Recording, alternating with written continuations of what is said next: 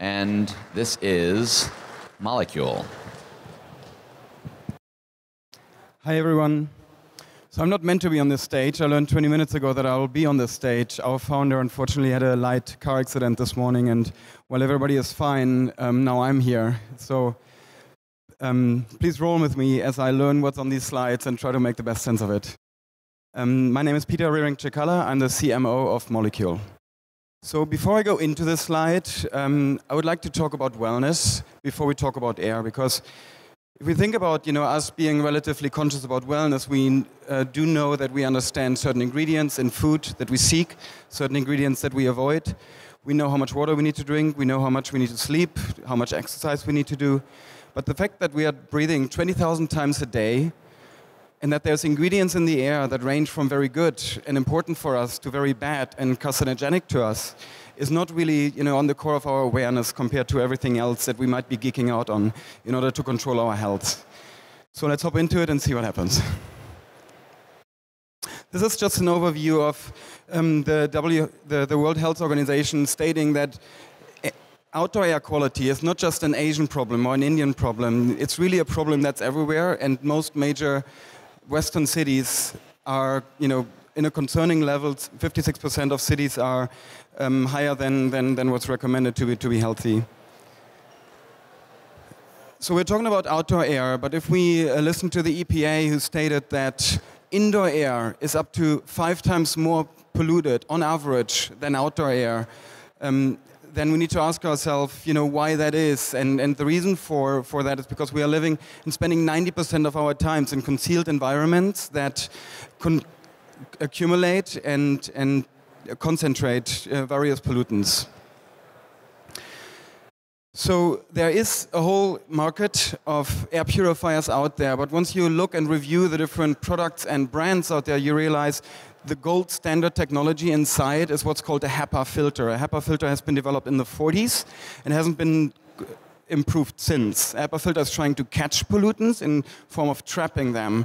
And there's a huge challenge with that, which is that it's a game of size, which means that most of these really small airborne chemicals and carcinogenic pathogens are way too small for a HEPA filter. What can be caught are larger particles that are organic and that survive, like mold, bacteria, and so forth, survive on the filter, accumulate, and actually get redistributed into the room after they multiply.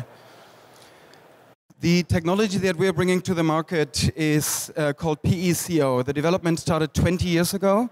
It was funded by the EPA at the University of Florida and is now ready to be introduced to the mass market. It works fundamentally different in that it doesn't trap pollutant, but rather processes them and breaks them down on a molecular level. So the technology inside is a nanotechnology that is excited by the light that you see in the center of the device, which creates a catalytic reaction, breaking down and opening up the molecular structure of pollutants and neutralizing them completely. What you see here are E. coli spores on the surface of the filter that are being recorded on the, from the left, which is when they are fully intact, then broken down and completely eliminated after a matter of minutes. There's various tests that have been done in regards to learning how different types of pollutants are being broken down. And here's an example of VOCs, volatile organic compounds. Those are airborne chemicals that are being introduced to the device, and compared to how the light gray line on the top is HEPA, which is basically unable to process any of that or remove any of that. There's other technologies like carbon filters that are able to take out chemicals from the air, for a short period of time, but then, similar to a full sponge, re-release them, after a matter of 80 minutes. Whereas, the technology PECO is really looking to fully breaking them down and eliminating them.